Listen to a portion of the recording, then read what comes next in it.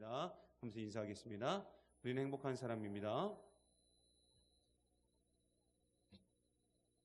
오늘 말씀해 보면은 아무런 문제가 발생하지 않을 것 같은 그런 교회가 바로 초대교회였는데, 그 초대교회에 문제가 발생을 합니다.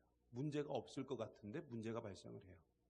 오순절 성령 강림 사건 이후에 정말 드라마틱하게 세워진 이 초대교회는 하나님의 은혜로 말미암아 여러분이 잘 알다시피 폭발적으로, 그냥도 부흥도 아니에요. 그냥 진짜 무슨 폭발적으로 부흥을 하게 됩니다.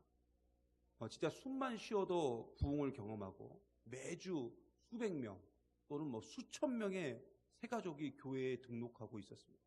여러분, 이 상상만 해도 이게 진짜 엄청난 일 아닙니까? 만약에 우리 교회에 매주 수백 명, 수천 명이 새가족이 등록을 한다. 그런 상상 안 해보셔가지고 이제 감이 잘 안 잡히시죠. 저도 그런 생각 안 해보다가 이 설교를 준비하면서 근데 생각을 해봤는데, 일단은 기분은 좋은데 이걸 어떻게 해야 되나 하는 생각이 들긴 하더라고요. 정말 어떻게 감당이 안 될 것 같아요. 그렇잖아요. 수백 명, 수천 명이 매주 등록을 하는데 이걸 어떻게 감당이 안 될 것 같아요. 근데 오늘 말씀에 나오는 초대교회는 그만큼 하나님의 은혜, 그만큼 하나님의 사랑을 받은 교회였습니다. 근데 이런 교회도 오늘 말씀해 보니까 뭐가 발생을 했어요? 문제가 발생을 합니다. 이런 교회도 문제가 발생을 했어요. 누가 봐도 완벽하게 보이고 정상적으로 보이고 막 순식간에 부흥과 성장을 경험한 교회였지만 이 교회 역시 문제가 발생했습니다. 그런데 우리는 문제가 발생하면 굉장히 힘들어하고 굉장히 두려워합니다. 그리고 그 문제 자체로 인해서 매우 수치심을 느끼고, 또 그 문제가 더 큰 문제로 혹시나 연결되지 않을까 염려하고 또 미리부터 걱정을 하죠. 그러나 이렇게 문제가 발생했다는 것은 뭐냐면은, 이걸 좀 다르게 해석하면 살아있다는 증거입니다. 살아있다는 증거예요. 여러분, 분명한 사실은 죽은 곳에는 문제가 없습니다. 죽은 사람에게 무슨 문제가 있겠습니까? 살아있기 때문에 문제가 있는 거죠. 살아있기 때문에 문제가 발생하고, 문제가 있기에 살아있다는 증거가 될 수 있다는 것입니다. 그러므로 우리는 문제 앞에서 결코 두려워할 필요가 없다는 겁니다. 왜? 문제는 해결하면 됩니다. 하나씩 하나씩 하나님이 주신 지혜를 가지고 해결하면 돼요. 우리 교회 역시 그동안 많은 문제들이 있었습니다. 우리 교회 역사가 벌써 70년 가까이 되다 보니까 얼마나 많은 문제가 있었겠습니까? 그렇다면 우리 교회가 문제가 있어서 문제가 발생한 겁니까? 아니죠. 살아있기 때문에 문제가 발생한 것입니다. 교회는 생명유기체입니다. 그래서 우리가 살아가면서 감기도 걸리고 배탈도 나고 사고도 나는 것처럼 교회도 역시 얼마든지 다양한 문제들이 발생할 수 있습니다. 그리고 문제라는 것은 꼭 나쁜 일을 해야만 생기는 것이 아니라 좋은 일을 할 때도 문제는 발생할 수 있습니다. 그래서 오늘 말씀해 보면은 구제와 같이 아주 하나님이 기뻐하시는 일을 해도 문제는 발생합니다. 그러므로 우리는 문제 앞에서 두려워하거나 염려할 것이 아니라 그냥 그 문제를 해결하면 됩니다. 하나님이 주신 지혜로 해결하면 돼요. 여러분, 오늘 말씀해 보면은 초대교회는 심각한 문제 앞에서 그 문제의 원인을 발견하고 그 문제를 신속하게 해결하는 것을 성경의 말씀을 통해서 우리가 함께 보았습니다. 사실 교회의 문제는 대부분 사람을 통해서 오죠. 교회의 문제는 사람을 통해서 옵니다. 왜냐하면 교회는 사람으로 이루어졌기 때문에 교회의 문제는 당연히 사람을 통해서 옵니다. 근데 이 문제의 해결 역시 누가 하느냐? 물론 하나님이 하시지만 하나님이 사람을 들어서서 하신다는 겁니다. 문제도 사람이 만들고 해결도 사람이 한다는 거죠. 오늘 말씀도 역시 사람으로 인해 가지고 문제가 발생을 했습니다. 그런데 누가 이 문제를 해결합니까? 사람이 해결합니다. 특별히 집사를 세웠어요. 요즘으로 하면 7명의 안수 집사를 세웠죠. 그리고 그 7명의 안수 집사를 통해서 교회 문제를 해결했습니다. 오늘은 우리가 안수 집사의 헌신 예배를 드리고 있습니다. 우리는 오늘 말씀을 통해서 우리 교회 전체와 그리고 특별히 우리 안수 집사님들에게 주시는 그 하나님의 귀한 교훈을 좀 발견하고 그 교훈을 우리의 삶에 온전히 좀 실천하고 나아감을 통하여 주어진 우리의 모든 문제 속에서 그 문제를 지혜롭게 해결하고 교회를 보다 교회답게 만들어가는 저와 여러분 되시기를 간절히 소망합니다.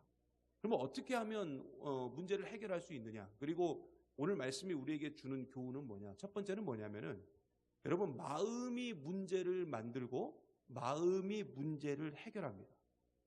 여러분, 지금 이걸 이해하셨어요? 마음이 문제를 만들고 마음이 문제를 해결한다고. 자, 오늘 말씀 1절에 보면은 이렇게 증거하고 있습니다. 1절 제가 읽어드릴게요. 그때의 제자가 더 많아졌는데 헬라파 유대인들이 자기의 과부들이 매일의 구제에 빠짐으로 히브리파 사람을 원망하니 이렇게 나옵니다.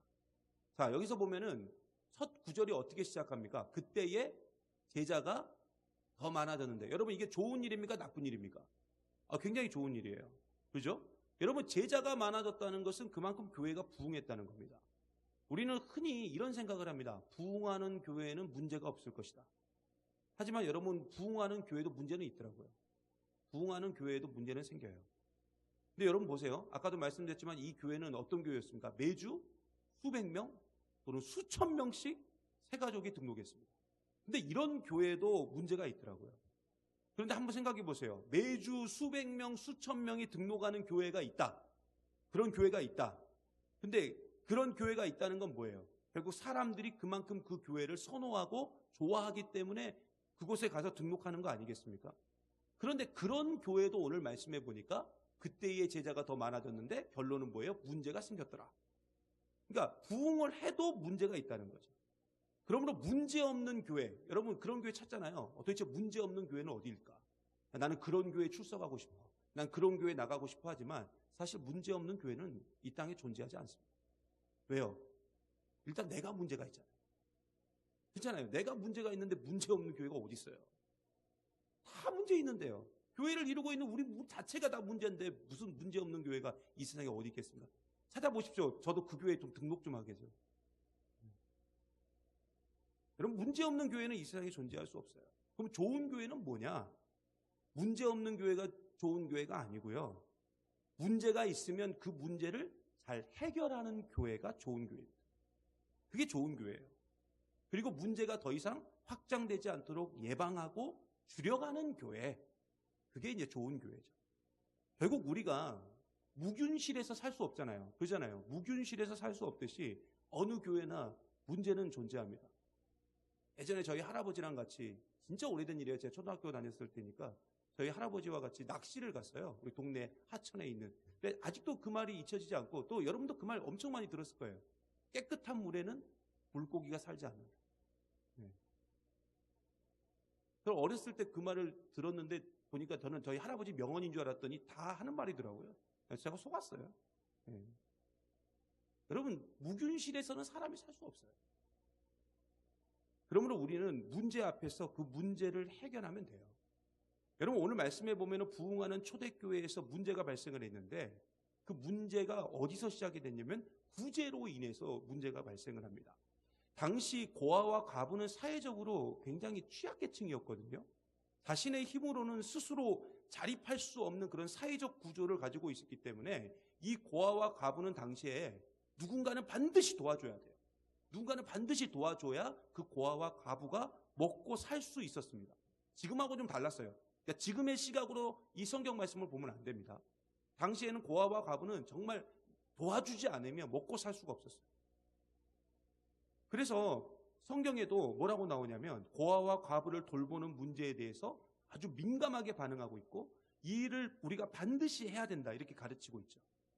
그래서 초대교회는 교인들 중에 있는 과부들을 돌보는 그 구제 사업을 하게 되었는데 교인들이 적을 때는 괜찮았어요. 교인들이 적을 때는 뭐 큰 문제가 없었는데 교회인들이 막 폭발적으로 막 부흥을 하니까 이 일을 제대로 감당하지 못하게 된 겁니다.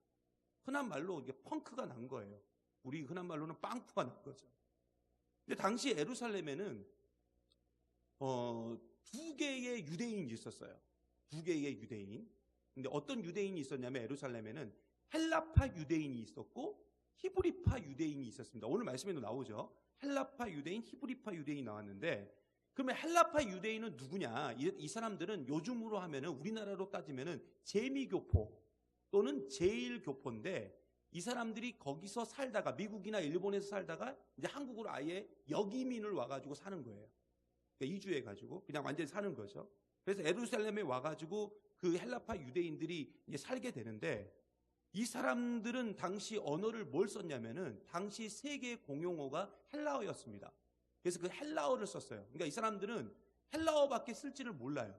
그러니까 그렇게 쓰면서 자신들의 고향인 예루살렘에서 살게 됐죠. 그래서 이 사람들을 그냥 통틀어서 뭐라고 말했냐면 헬라파 유대인이라 이렇게 불렀어요. 그런데 이 헬라파 유대인만 예루살렘에 있었던 게 아니고 원래 본토백이들, 토박이들이 있었어요. 그 사람들이 누구냐면 히브리파 유대인들이죠. 근데 이 사람들은 아까도 말씀드린 토박입니다. 그냥 이 지역에서 태어나서 거기서 그냥 줄곧 살았던 사람들이에요. 그리고 이 사람들이 썼던 언어는 뭐냐면은 아람어를 썼습니다. 아람어.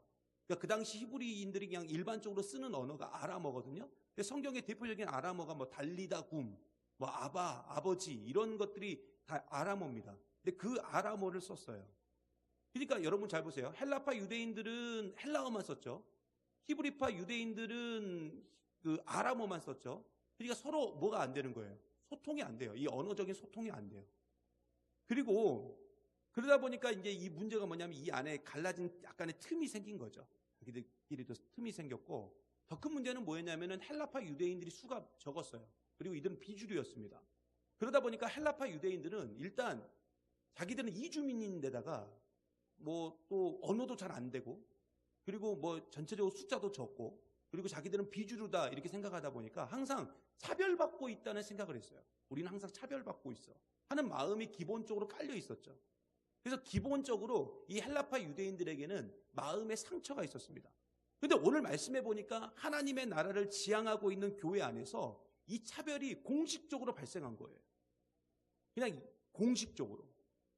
물론 일부러 그런 건 아니지만 이미 마음에 상처가 있던 헬라파 유대인 과부들은 자신들이 구제 명단에 빠지자 엄청난 상처를 받게 됩니다.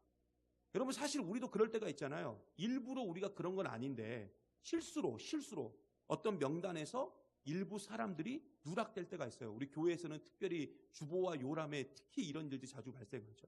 근데 그렇게 누락될 때가 있어요. 그런데 이 단순한 실수가 평소에 상처가 있던 분들에게는 어때요?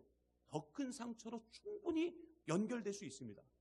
그러므로 어떤 문제든 그 원인이 커다란 일 때문에 이루어지는 것이 아니라 그 문제는 사실 보면은 항상 작은 일 때문에 시작이 되고 그 작은 일이라는 마음의 상처 때문에 큰 문제가 발생하는 경우가 너무나도 많다는 거죠. 그래서 우리가 문제를 해결하기 위해서 그 문제의 원인을 계속 살펴보다 보면은 아주 작은 마음의 상처가 큰 문제로 이어지는 것을 우리가 많이 볼 수가 있습니다.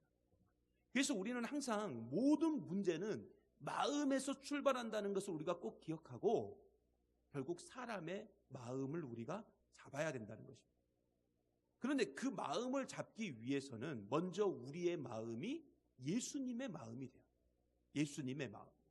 그래서 예수님께서 마태복음 11장 29절에 이렇게 말씀하셨어요. 이게 너무 유명한 구절이거든요. 수고하라 무거운 짐진 자들아 그 말씀하신 다음에 그 다음 이어서 하시는 말씀인데 뭐라고 말씀하시냐면 나는 마음이 온유하고 겸손하니 나의 멍에를 메고 내게 배우라. 그리하면 너희 마음이 쉼을 얻으리니. 아멘. 그러니까 예수님이 우리의 마음이 쉼을 얻는 방법, 그러니까 우리의 마음의 상처를 치유하는 방법에 대해서 말씀을 해주셨어요. 그게 뭐냐면 예수님의 마음을 품는 거예요. 그러니까 나는 마음이 온유하고 겸손하니 나의 멍에를 배우라. 이것이 마음의 쉼을 얻는 것이다. 이렇게 말씀하셨다고. 그러니까 예수님의 마음이 뭐냐면 온유하고 겸손한 것입니다. 여러분 온유와 겸손을 그냥 그대로 해석하면 뭐예요? 부드러워지는 거죠. 내 마음을 부드럽게 만드는 거예요. 겸손은 뭡니까? 낮아지는 거예요. 결국 이게 무슨 말이냐면 나를 죽이는 거예요. 나를 죽여. 그리고 나는 그냥 없는 사람이야. 나는 원래부터 그냥 없는 사람이야 라고 생각하고 사는 것이 뭐냐면 이게 바로 온유와 겸손이라는 것입니다. 물론 이렇게 살면은 예수님 말씀처럼 우리가 멍에를 맬 수가 있어요. 그러니까 온유와 겸손으로 살면 우리가 멍에를 맬 수 있지만 예수님이 분명히 뭐라고 말했냐? 이걸 배우라는 거예요. 배워라. 배우라는 것은 결국 어떤 뜻이겠습니까? 힘들다는 거예요. 그만큼 힘들다는 거죠. 공부처럼 힘든 거 없잖아요. 근데 그게 얼마나 힘든가 했으면 예수님이 배우라 이렇게 얘기하지 않습니까? 근데 배우라는 거예요. 그리하면 어떻게 된다는 거예요? 그 마음으로 인해서 결국 내가 쉼을 얻을 수 있다. 예수님께서 이렇게 말씀하셨다. 저는 우리 교회 모든 성도들이 이 온유와 겸손으로 살기를 간절히 소망합니다. 특별히 우리 안수 집사님들이 이 온유, 이 겸손으로 성도들을 대하고 세상의 많은 사람들을 내가 사는 이 세상의 현장에서, 삶의 현장에서 대할 때 결국은 우리 집사님들에게도 쉼이 임하지만 내 주변에 있는 모든 영혼들에게, 또 우리 교회 성도들에게도 그 쉼이 임하게 될 줄 믿습니다. 결국 그 마음의 문제, 이 마음의 문제를 해결하지 않으면 이 문제가 제대로 해결될 수 없다는 거죠.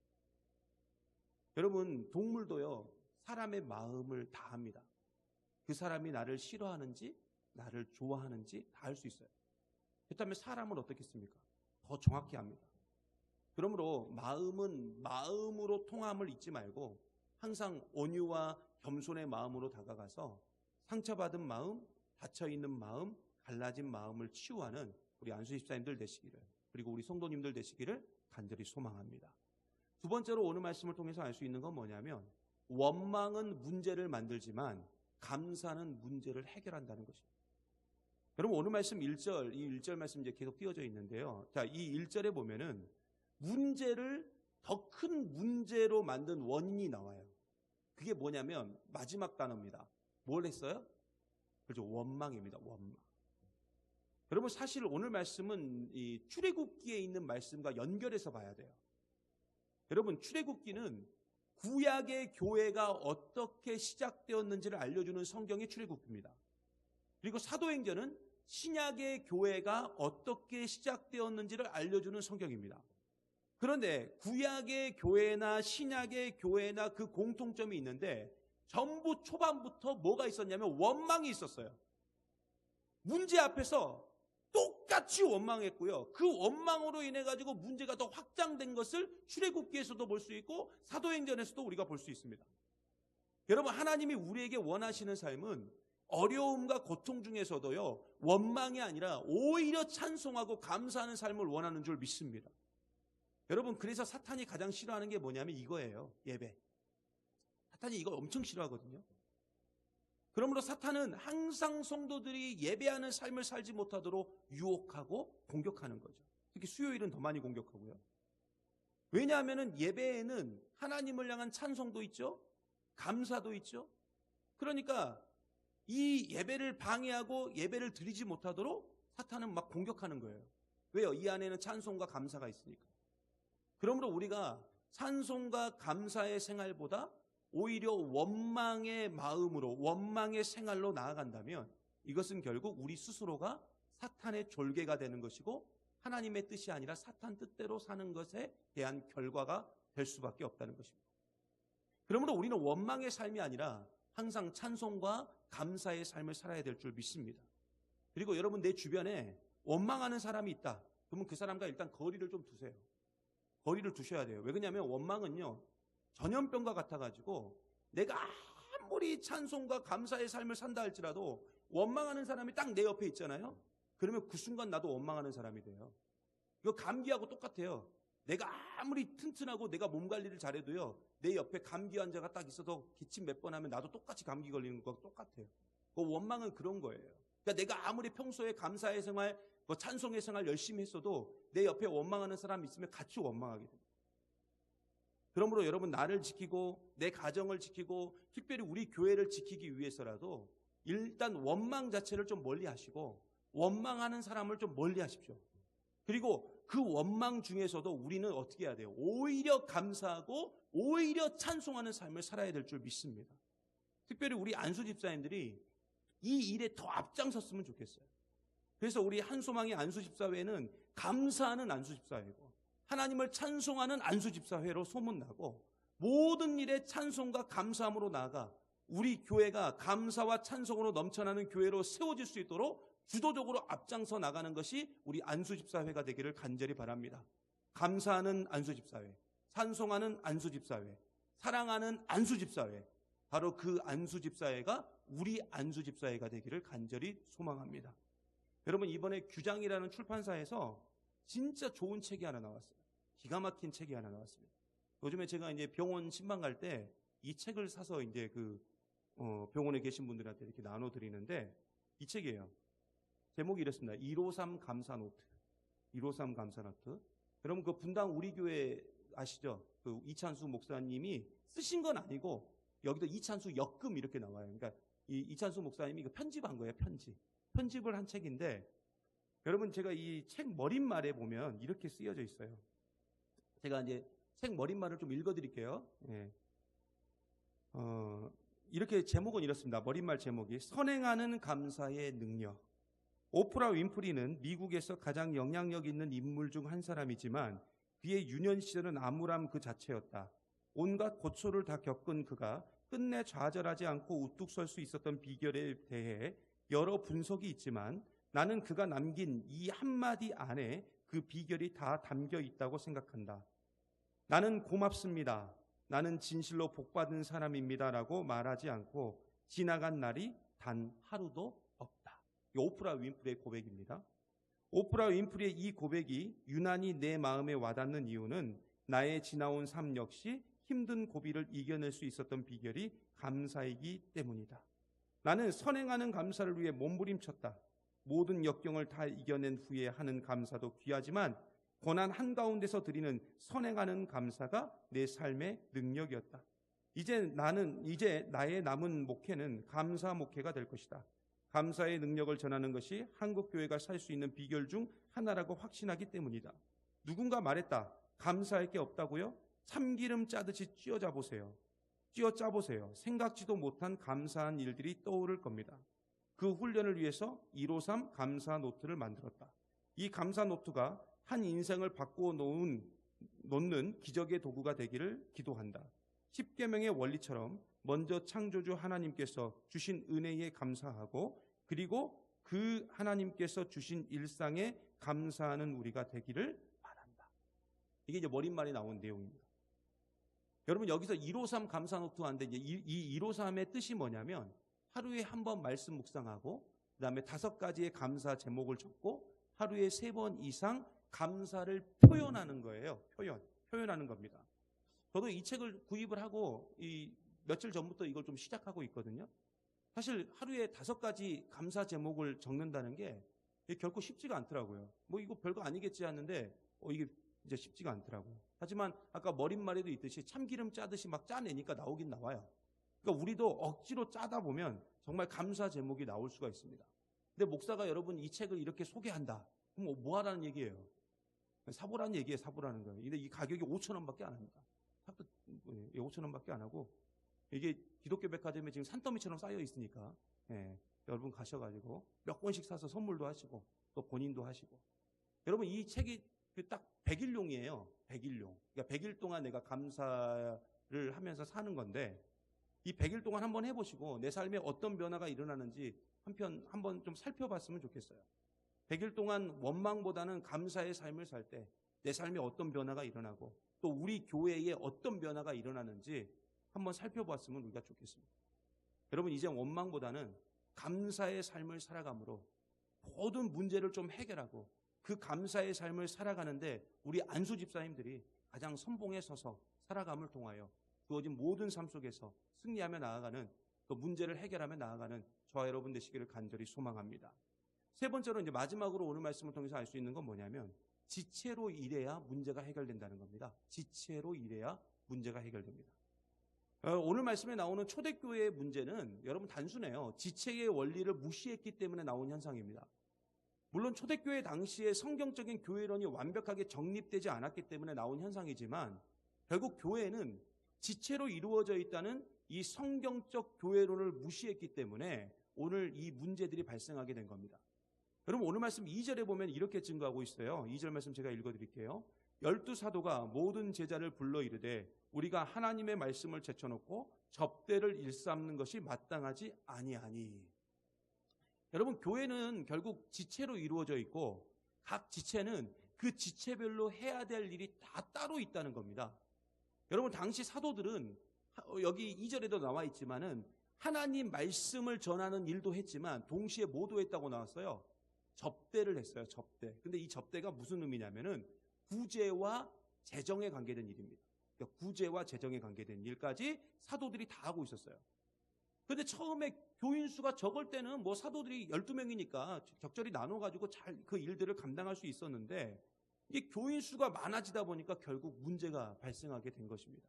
그리고 이 모든 것이 성경적인 교회론인 지체의 원리를 우리가 무시했기 때문에 나온 결과라고 사도들이 딱 판단을 하고 그 지체의 원리대로 사역을 나누기 시작합니다. 그리고 세워진 사람들이 누구였어요? 7명의 집사님들이었어요.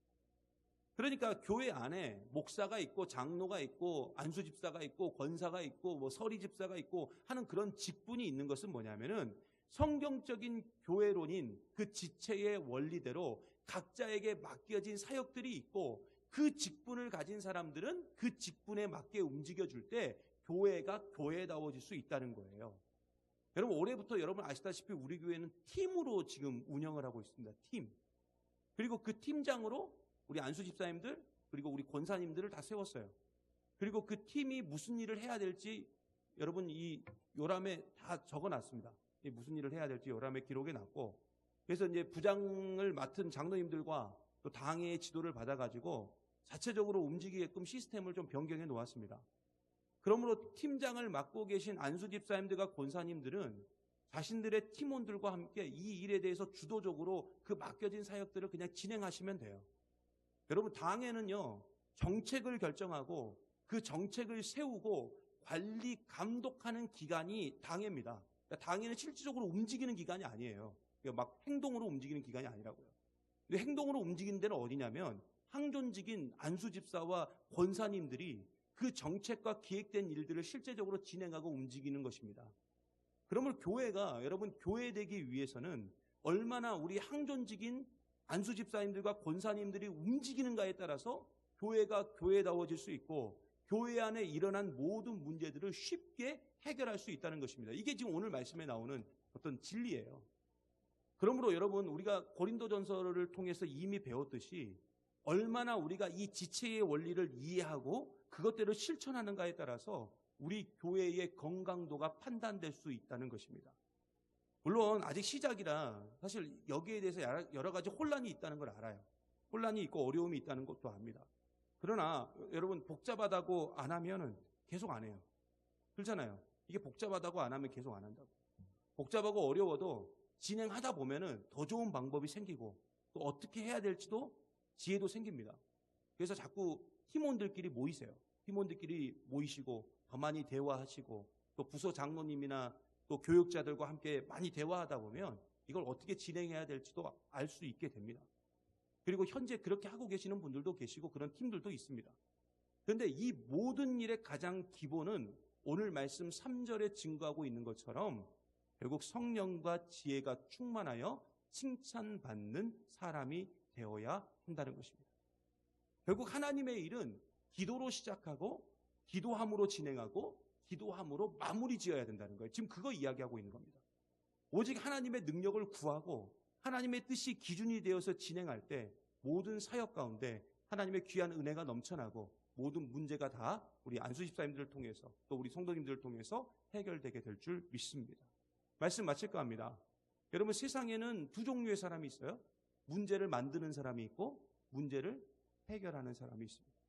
어떤 사람은 일을 맡기면 문제도 없는 곳에 꼭 문제를 만드시는 분들이 있어요. 진짜 이런 분들 계셔요. 근데 어떤 사람은 문제 속에 집어넣어놔도 그 문제를 다 해결하시는 분들이 있습니다. 여러분 우리 안수 집사님들은 어떤 사람이 돼야 되겠습니까? 문제 속에서도 문제를 해결하는 그런 안수 집사님들이 되시기를 간절히 소망합니다. 그렇다면 오늘 말씀에 우리에게 교훈하는 세 가지를 꼭 기억해야 돼요. 첫째는 뭡니까? 예수님의 마음을 품고 예수님의 마음으로 한 사람 한 사람을 대했으면 좋겠습니다. 그리고 두 번째는 뭡니까? 원망이 아니라 감사와 찬송의 삶을 살았으면 좋겠습니다. 세 번째로는 뭐냐?